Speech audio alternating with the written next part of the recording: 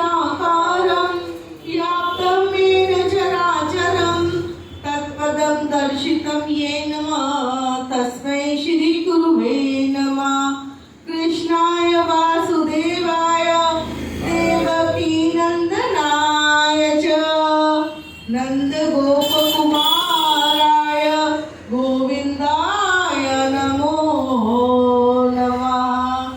अतो देवकी देवी गर्भजननं गोपीगृहे वर्धनं मायापूतना जीविता परहरणं गोवर्धन उद्धारणं कंसच्छेदन कौरवादिहननं कुन्तीसुतं पालनम् एतत् भागवत पुराण कथितं श्रीकृष्ण लीलामृतं। मूकं करोति वाचालं पंगुं लंघं तेङ्गिरिं यत्र पातहं वन्दे परमानंद माधवम्।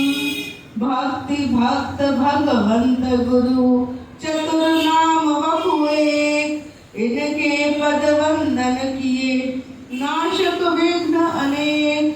एक भरोसो एक नियम एक आस विश्वास एक नाम रघुनायक हित चाटत तुलसीदास।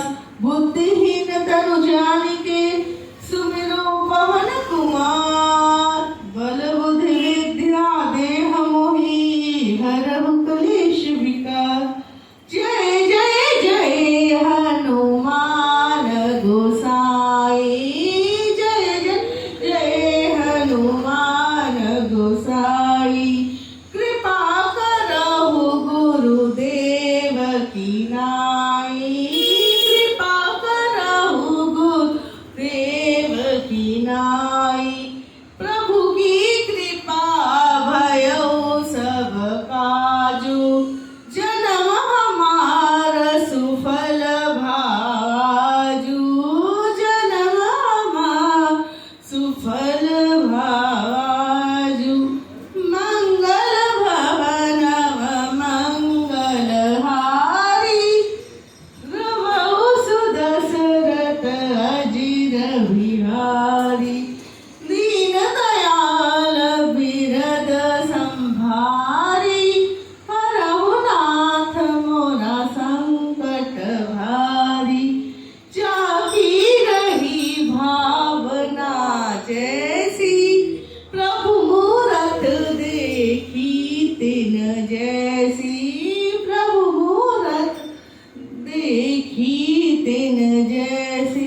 बिनु सतसंग विवेक न होई राम कृपा वासुदेव न सोई। श्री राम जय जय राम श्री राम जय जय राम श्री राम जय जय राम श्री राम जय जय राम।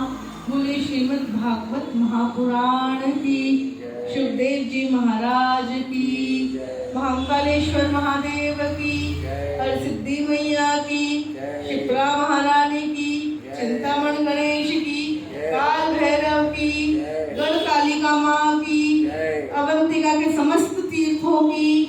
नमः पार्वती पते हर हर महादेव।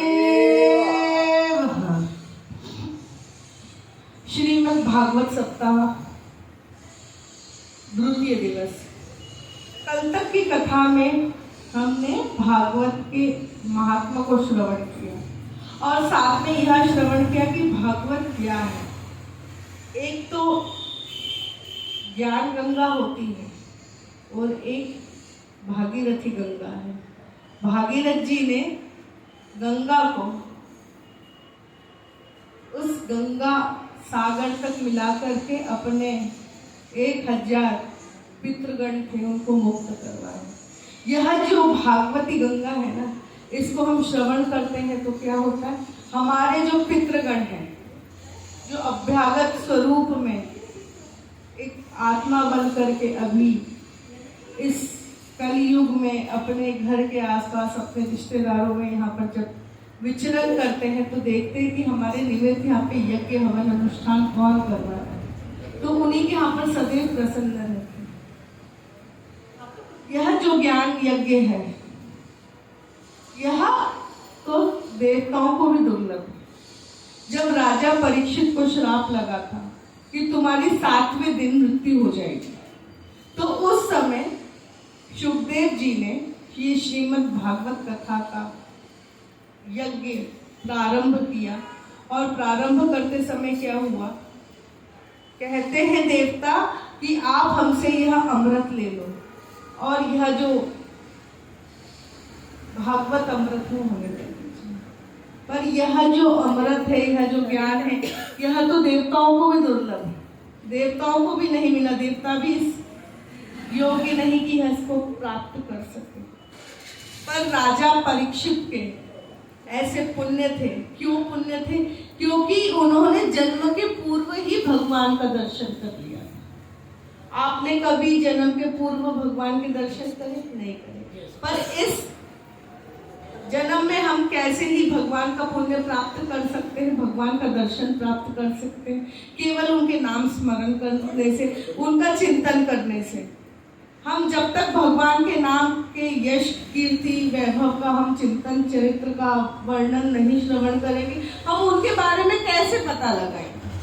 आप चलो ठीक है, एक वामन भगवान को लेते हैं। वामन भगवान ने 3 पग धरती को नापा था, तीसरा पग भी उनके लिए छोटा पड़ गया था, तो क्या हुआ था, भगवान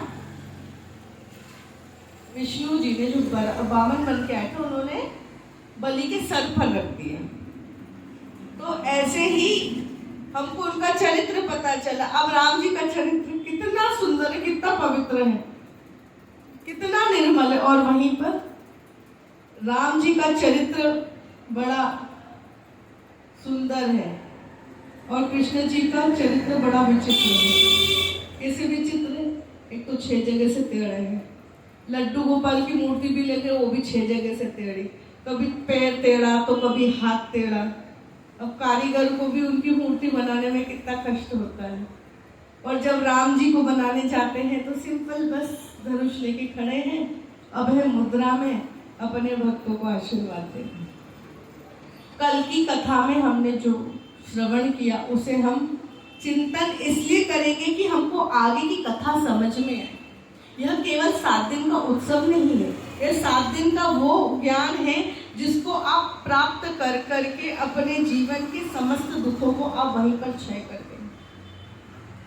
देखो, जो भी देहधारी मनुष्य इस लोक में आया है उसको जाना अवश्य है, उसकी मुक्ति होनी ही है।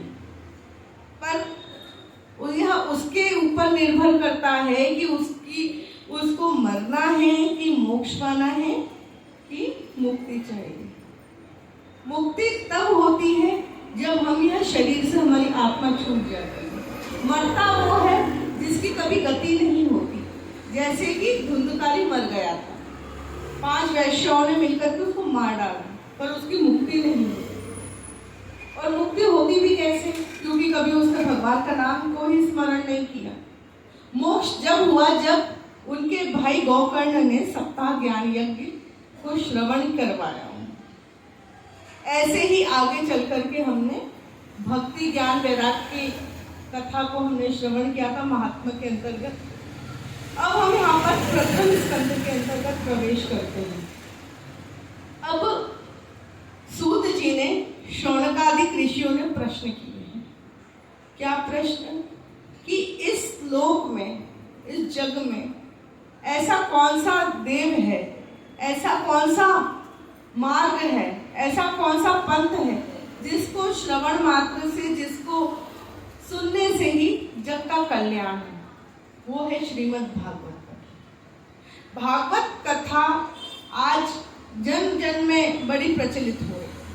हर कोई देखे भागवत कथा, रास्ते में आ रहे तो भागवत कथा।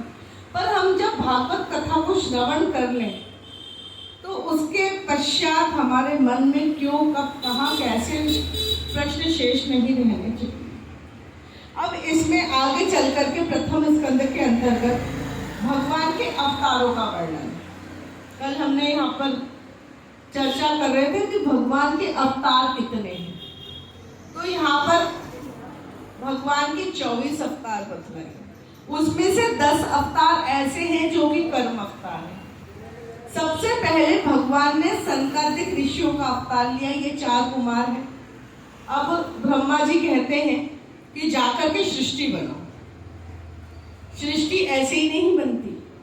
अब सबसे पहले 4 कुमारों को उत्पन्न कर दिया। कौन थे वो? सनक, सनंदन, सनातन, सनत। अब ब्रह्मा जी ने कहा कि जाकर के आप सृष्टि बनाओ, तो वो सृष्टि बनाते कैसे? उनको उसके लिए बड़ा होना था। तो कुमार जो उपाधि होती है, कुमार जो टाइटल लगता है, वो छोटे बच्चों के लिए लगता है। तो यहाँ पर ये केवल 5 वर्ष के रह गए और केवल भगवत नाम स्मरण करते, हरिशरणम हरिशरणम, जहाँ मिलते, जहाँ सत्संग करते, वहाँ हरिशरणम हरिशरणम करते हुए अपना सत्संग कीर्तन को यहाँ पर